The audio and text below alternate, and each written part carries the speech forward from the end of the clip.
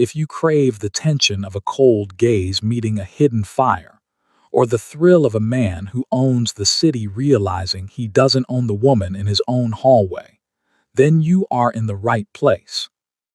Roseline played the game of shadows perfectly, but Chul was the one who cast them.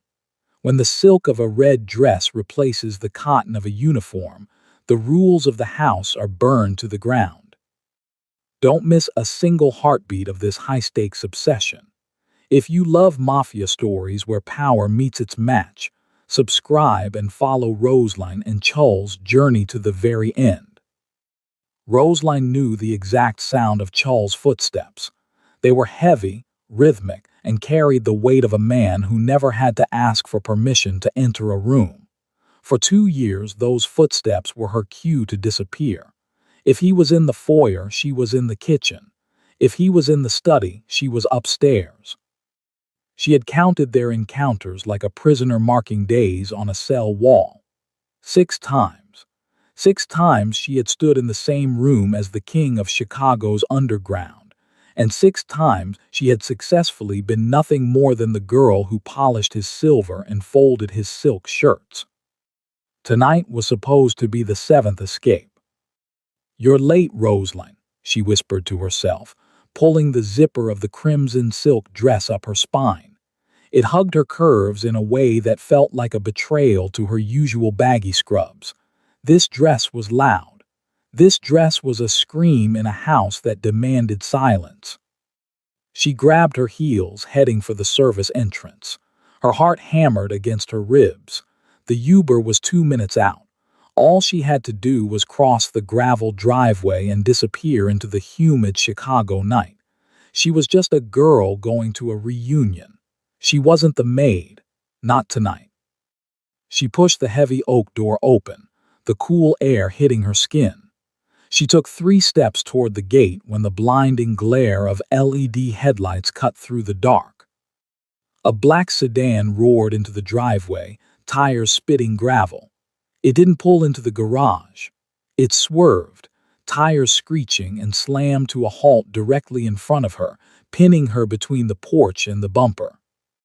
The engine killed. The silence that followed was terrifying. The door opened and Chul stepped out. He didn't look tired from a day of running empires. He looked hungry. His eyes, usually cold and detached, dragged slowly from her heels up to the thin straps of the red dress, then finally settled on her face. "Where are you going dressed like that?" he snapped. The shadow had finally been caught by the light. The air between them turned electric, thick with a tension Roseline hadn't prepared for. Chul didn't move. He simply leaned against the frame of his car, his expensive suit jacket straining against his broad shoulders. He looked like a predator who had just discovered a new species in his own backyard. "I asked you a question," he said, his voice dropping an octave. It wasn't the voice he used when ordering coffee or discussing logistics. It was the voice of a man who drew blood for a living. "It's my night off, Mr. King," Roseline replied, her voice steadier than she felt. She clutched her clutch bag like a shield. "I have a personal engagement. My Uber is waiting at the gate." Chul glanced toward the gate, where the headlights of a generic sedan flickered. He didn't even look back at her as he reached into his pocket, pulled out his phone, and tapped the screen twice.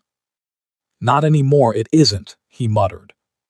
A second later, Rosaline's phone buzzed in her hand. "Your ride has been canceled by the driver." Her blood flared. "You can't do that. I have places to be. I've worked for you for 2 years without a single complaint and—" "2 years," Chul interrupted, finally stepping into her personal space. He was tall, smelling of expensive sandalwood and something metallic. "2 years of you scurrying through my halls like a mouse. 2 years of you keeping your head down." He reached out, his thumb grazing the edge of her jaw, forcing her to look up. "And all this time you were hiding this." His eyes raked over the red dress again. It wasn't lust, not yet. It was a cold, calculated curiosity. "The Uber is gone, Roseline, and you aren't going anywhere in that dress unless it's with me." "I'm not a guest, Mr. Kang. I'm the staff," Rosalind protested, though her feet were already moving toward his car as he held the door open. "Tonight, you're an investment," Chul countered. He didn't wait for her to agree. He placed a hand on the small of her back, his touch searing through the thin silk, and guided her into the plush leather interior of the back seat. As he slid in beside her, the space felt impossibly small. Rosalind pressed herself against the door, trying to maintain the 6-inch rule she had lived by for 24 months. Chul, however, seemed intent on breaking every rule she had. He tapped the glass partition, signaling his driver to move. "Where are we going?" she asked, her heart hammering. "My reunion is at a lounge on 5th. "You're overqualified for a school reunion, Rosalind," Chul said, opening a small compartment to reveal 2 crystal glasses and a bottle of vintage scotch. He poured a drink, his movements fluid and precise. "There is a meeting at the Obsidian. A rival of mine thinks I've grown soft because I travel alone. He thinks I have no distractions to protect." He handed her a glass. She didn't take it. "You want me to be a shield," she whispered, realization dawning. Chul leaned closer, his face inches from hers. The streetlights outside strobed across his sharp features. "I want you to be a distraction. In that dress, no one will be looking at my hands. They'll be looking at you. And while they're looking at you, I'll be taking everything they own." The Obsidian was a club that didn't exist on any map. Tucked behind a nondescript laundry front in Chinatown, it was the heartbeat of the city's vice. When Chul stepped out of the car, the bouncers, men who looked like they could snap rebar with their bare hands, bowed in unison. Chul reached back, offering his hand to Rosalind. She hesitated. If she took that hand, the maid died. The girl who worked in the shadows would be gone, replaced by something far more dangerous. "Rosalind," he said, his voice a low warning, "the world is watching." She placed her hand in his. His fingers locked around hers, firm and possessive. He pulled her close to his side, his arm draping over her shoulder in a gesture that looked protective to an outsider but felt like a leash to her. As they walked inside, the music changed. The heavy bass thrummed through the floorboards, vibrating up through Rosalind's heels. The air was thick with expensive cigars and the scent of power. Every head turned. The King of Chicago had arrived, and for the first time in history, he wasn't alone. He was accompanied by a woman in a red dress who looked like she belonged on a throne, not in a pantry. "Keep your head up," Chul hissed into her ear, his breath hot against her skin. "You've spent 2 years looking at my floors. Look at them instead. Let them see how much you despise them." "I don't despise them," she whispered back. "Then pretend," he commanded, "because tonight you're the most dangerous woman in this room." They were ushered to a private booth overlooking the dance floor, the high table. A man with silver hair and a scarred neck sat across from them, flanked by bodyguards. This was Tanaka, Chul's primary rival in the logistics trade. Tanaka's eyes immediately went to Rosalind. He didn't even acknowledge Chul for a full 10 seconds. "I heard you were a monk, Kang. I didn't know you were hiding a goddess in your house." Chul sat down, pulling Rosalind onto the seat beside him. He didn't let go of her hand. "I don't hide what is mine, Tanaka. I simply wait for the right moment to reveal it." The conversation turned to territories and percentages, a deadly game of chess played with words. Rosalind sat perfectly still, her mind racing. She realized Chul was using her. Every time Tanaka's eyes drifted to her neckline or the slit in her dress, Chul pushed a harder bargain. But then Chul's hand moved. Under the table, away from Tanaka's sight, his hand settled on her thigh. It wasn't a casual touch. His fingers squeezed the silk, his thumb tracing slow, deliberate circles against her skin. It was an intimate, private claim in the middle of a war zone. Rosaline's breath hitched. She looked at Chal, expecting to see a smirk, but his face was a mask of stone as he discussed millions of dollars in shipments. Only his hand betrayed him. Only his hand told her that he wasn't thinking about the money at all. He leaned in as if to whisper a secret strategy, but his lips brushed her earlobe. "You're doing perfectly," he breathed. "But your heart is beating too fast. Are you scared, Rosaline, or is it something else?" The meeting ended with a tense handshake and a mountain of signed paperwork. Tanaka looked defeated, his eyes lingering on Rosaline with a mixture of envy and resentment. Chul didn't give him a second more of his time. He stood, his hand sliding from Rosaline's thigh to the small of her back, guiding her out of the VIP lounge. Once they hit the cool air of the alleyway, Rosaline pulled away, her chest heaving. "The performance is over, Mr. Kang. You got what you wanted. Now please have your driver take me home." Chul stopped, lighting a cigarette. The flame flickered in his dark eyes. "You think that was a performance?" "You used me as a pawn," she snapped, the adrenaline finally overriding her fear. "You ruined my night, canceled my ride, and paraded me in front of a murderer just to get a better percentage on shipping lanes." Chul took a slow drag, exhaling smoke into the neon-lit night. He walked toward her until she was backed against the brick wall. "I didn't use you as a pawn, Rosaline. I used you as a distraction because if I hadn't, I would have spent the whole meeting wondering why the woman who makes my coffee every morning looks like a sin in red silk." He leaned in, his voice dropping to a gravelly whisper. "And we aren't going to your home, we're going to mine. We have a lot to discuss about your 6-inch rule." The drive back was silent, but the air was thick with the scent of Rosaline's perfume and Chul's unspoken intent. When they entered the mansion, the house felt different, no longer a workplace but a cage. Chul didn't head for his bedroom. He walked toward the security office, gesturing for her to follow. Against her better judgment, she did. The room was filled with monitors showing every angle of the estate. Chul sat in the leather chair and pulled up a file labeled Kitchen 4. "What are you doing?" Rosalind asked, standing by the door. "Watching," he said simply.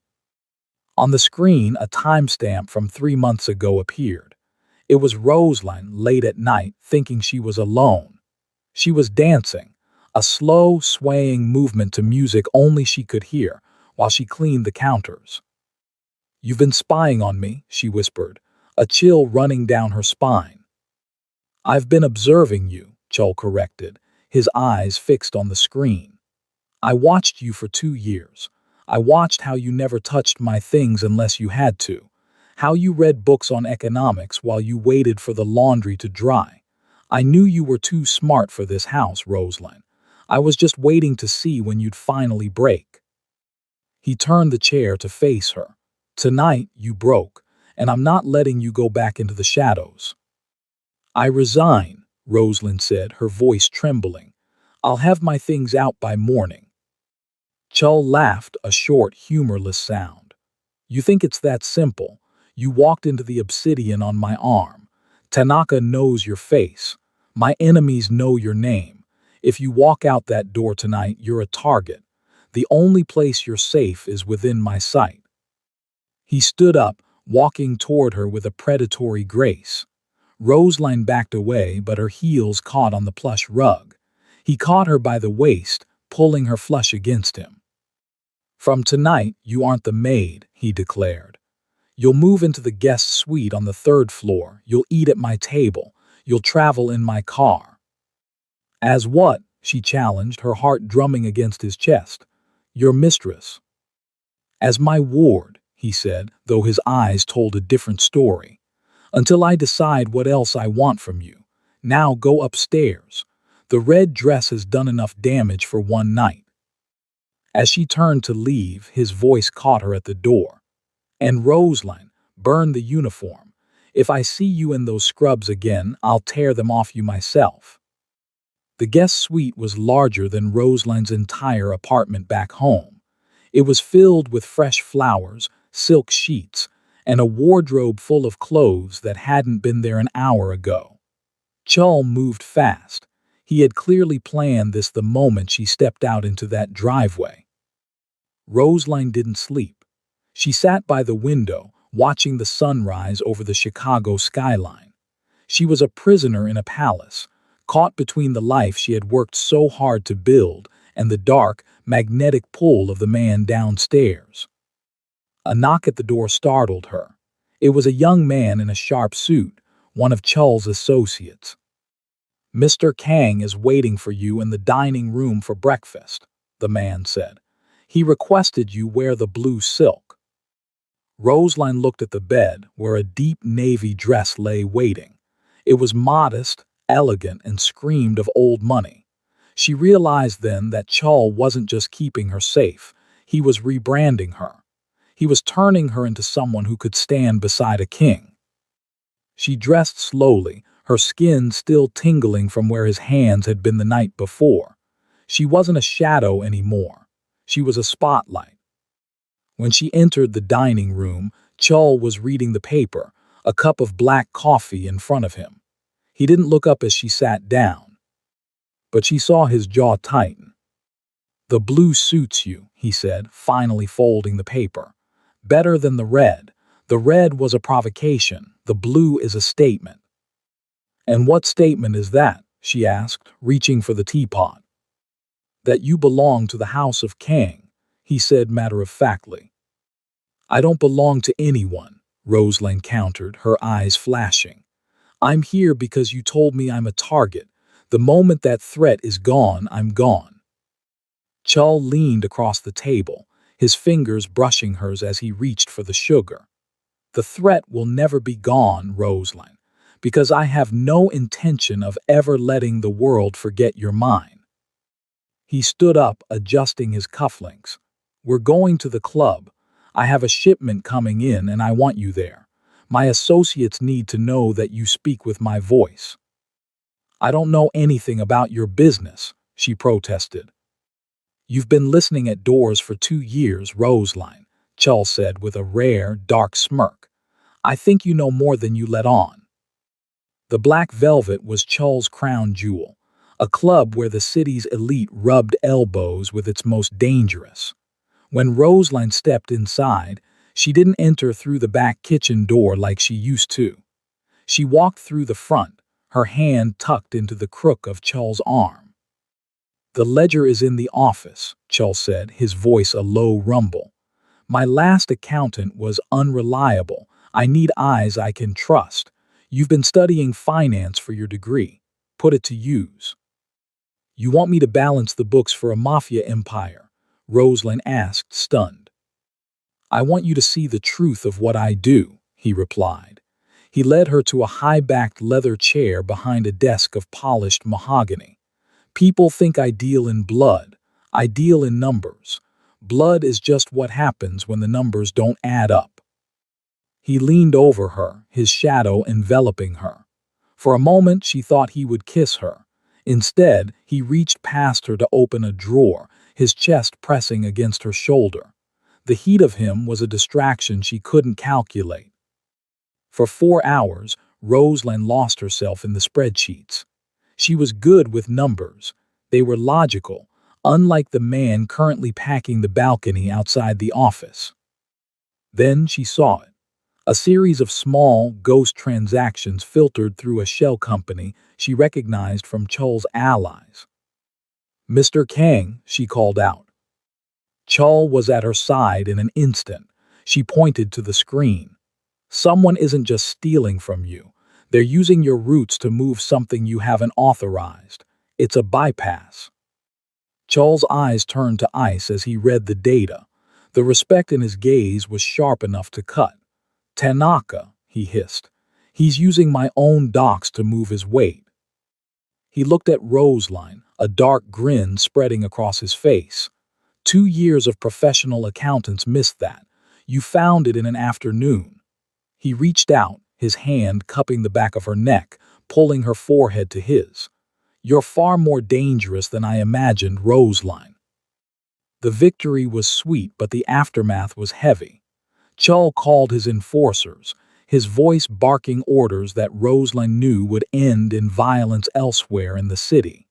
When he finished, the office felt silent and dangerously private. "You saved me millions tonight," Chul said, loosening his tie. He walked to the bar in the corner, pouring 2 glasses of amber liquid. "Ask for anything.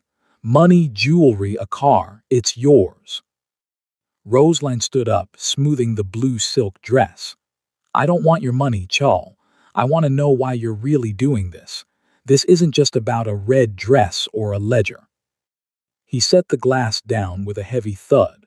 He crossed the room in 3 long strides, pinning her against the desk.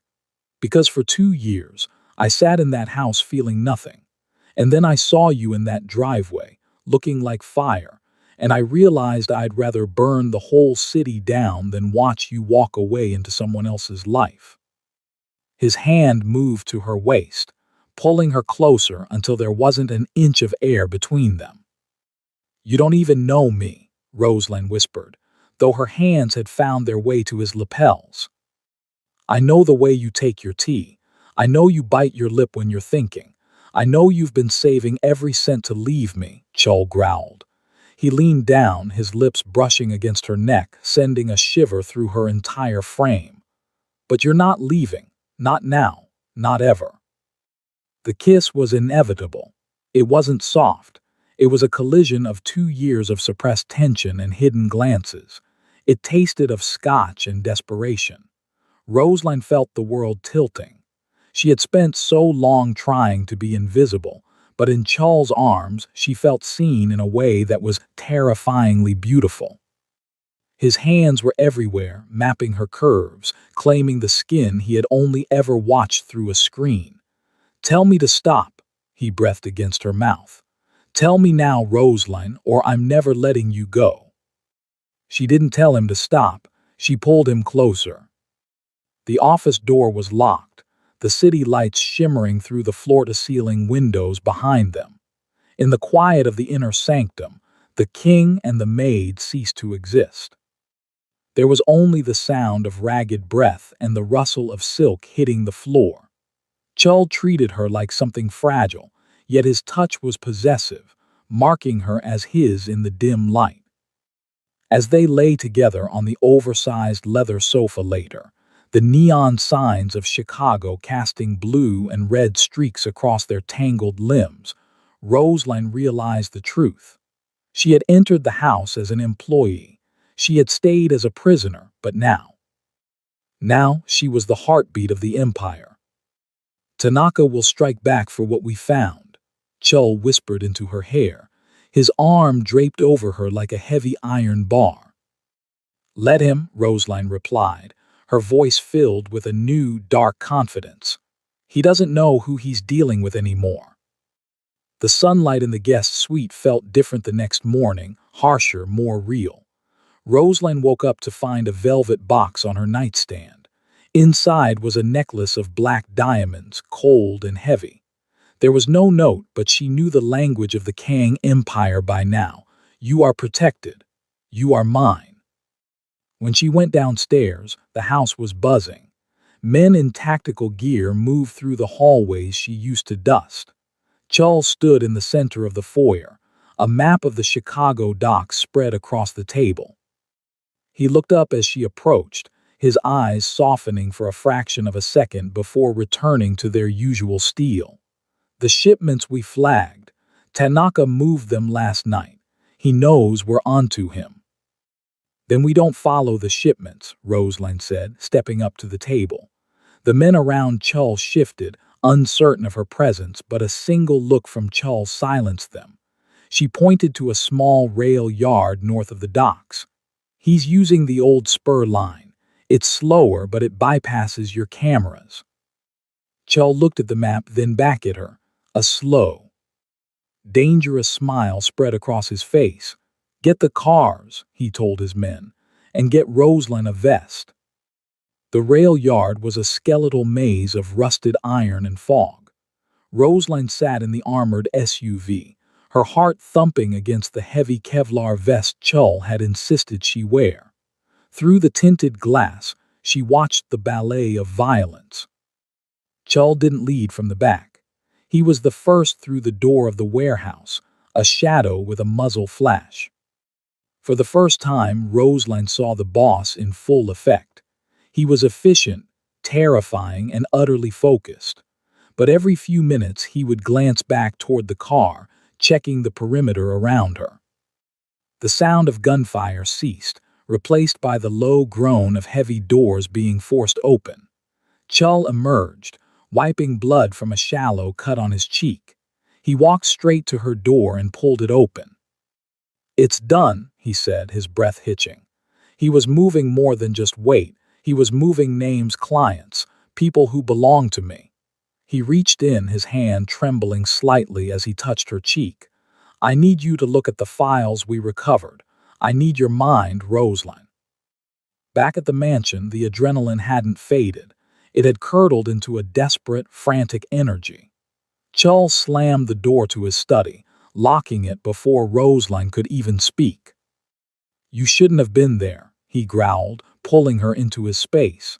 "If a single bullet had found that car." "But it didn't," she countered, her hands gripping his shoulders. "I helped you, Chull. Stop trying to put me back in a cupboard."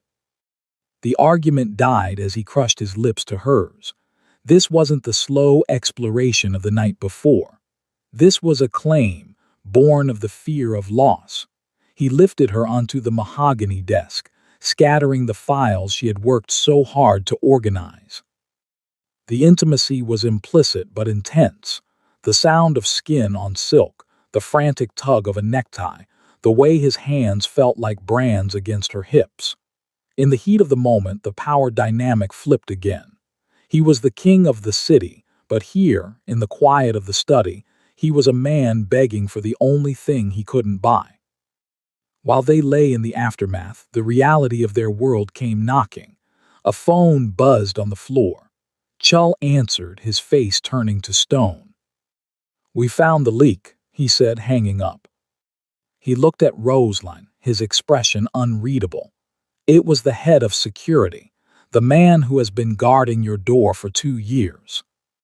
The betrayal stung. Roseline realized that every moment she thought she was safe, she had been a breath away from being traded to Tanaka. "What will you do?" she asked. "What needs to be done," Chull replied. He stood and dressed, the king mask sliding back into place. "But I won't do it alone. He was guarding you. You deserve to see how I handle those who threaten what is mine." The basement of the warehouse was cold and smelled of damp concrete. The trader was tied to a chair, his face a map of regret. Chull stood in the shadows, but he kept Roseline at his side. He didn't want her to be a victim. He wanted her to be the judge. "He sold your schedule to Tanaka," Chull said, his voice echoing. "He told them which nights you walked the gardens alone." The man looked at Roseline, pleading. "I have a family, Miss Roseline, please." Roseline looked at the man, then at Chull. She saw the gun on the table, and she saw the cold expectation in the eyes of the men in the room. This was the moment. This was the threshold. She walked forward, her heels clicking on the concrete. She didn't pick up the gun. Instead, she leaned down and whispered to the trader. "You knew I was just a girl trying to survive. You didn't care about my life. Why should I care about yours?" She turned back to Chull. "Take his assets, send his family away, but don't kill him. Death is too easy a way out for a man who sells secrets." Chull's eyes flared with a new kind of fire, respect. He signaled his men to carry out her orders. "You heard her," he said. "The queen has spoken." The air in the mansion was brittle. By sparing the traitor, Roseline hadn't shown weakness. She had shown a calculated mercy that unsettled Chull's enemies. Tanaka's response arrived an hour later. A single red dress, shredded to ribbons, left on the hood of Chull's car. He's coming for the house, Chul said, his fingers white as he gripped the steering wheel. Let him, Roseline replied, her voice eerily calm. She was no longer the girl who counted footsteps. She was the woman who had mapped the enemy's greed. He thinks you'll hide me. He thinks I'm your vulnerability. He's going to overextend because he thinks you're playing defense. Chul turned to her, his gaze intense. I am playing defense, Roseline. You are the only thing in this world I can't replace. He pulled her into his arms right there in the garage, the engine still ticking as it cooled. The intimacy that followed was a desperate PG-18 fever, hidden behind the tinted glass of the SUV. It was a vow made in the dark, a physical promise that no matter what happened when the sun went down, they belonged to each other. At midnight, the perimeter alarm screamed. Tanaka didn't come with a conversation. He came with fire. The front gates were rammed, and the sound of shattering glass echoed through the halls Roseline used to polish. Get to the safe room, Chul shouted, drawing his weapon.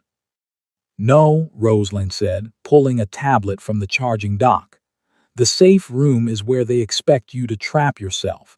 We're going to the basement, the service tunnels. She knew the house better than any architect. She knew the narrow passages meant for staff, the ones Chul had ignored for years. As Tanaka's men flooded the main floor, Roseline led Chul and his core team through the veins of the estate, moving like ghosts. In the darkness of the tunnels, Roseline stopped at a breaker box.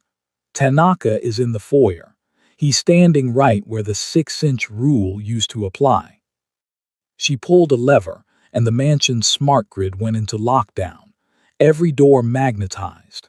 Every window shuttered with reinforced steel. Tanaka and his elite squad were trapped in a gallery of their own making. Chul stepped out of the shadows, his silhouette framed by the emergency red lights. He didn't look like a boss, he looked like an executioner. But he didn't fire. He waited for Roseline to step beside him. You're in my house, Tanaka, Chul's voice echoed, cold and absolute. But you're standing in her light. Seeing Roseline standing there, not cowering, but holding the controls to his life, Tanaka realized his mistake. He had hunted a lamb and found a lioness. The aftermath was handled with the surgical precision Chul was famous for, but the headlines the next day were different. Tanaka's empire was dismantled in hours, his assets absorbed not just by the Kang family, but by a new holding company registered in a name the underworld didn't recognize yet, Roseline. Chul sat on the edge of the bed in the master's suite, watching Roseline brush her hair. The red dress was gone, replaced by a silk robe that cost more than her 2 years of salary. You're free, Chul said softly. The threat is gone. Tanaka is in a hole he'll never climb out of. You have enough money in your account to go anywhere. Finish your degree. Leave the blood behind. Roseline stopped brushing. She turned to him, the moonlight catching the black diamonds around her neck. Is that what you want? For me to leave? Chul was silent for a long moment. I want you to be safe. I've never been safer than when I'm with you, she whispered, walking toward him. But I'm not going back to being invisible. If I stay, it's not as your maid, and it's not as your ward. 1 month later. The gala at the Obsidian was the most guarded event in the city's history. When the doors opened, the crowd went silent. Chul walked in, looking every bit the king of Chicago, but he wasn't leading. He was walking in perfect step with the woman beside him. Roseline wore a dress of shimmering gold, her head held high, her eyes scanning the room with the sharp intelligence of a woman who knew everyone's secrets. They reached the high table, but instead of 1 chair, there were 2. Chul pulled out her seat, leaning down to whisper in her ear, a gesture that made the most powerful men in the room tremble. Are you ready, Roseline? She looked at the room, then at the man who had tried to hide her, only to realize he couldn't live without her light. She smiled, a dark, beautiful thing. Let's get to work, Cho. The maid was gone. The shadow had vanished. In their place stood a queen, and Chicago would never be the same. Thank you for following this journey of power, passion, and the red dress that changed everything. Don't forget to subscribe for more high-stakes mafia romance.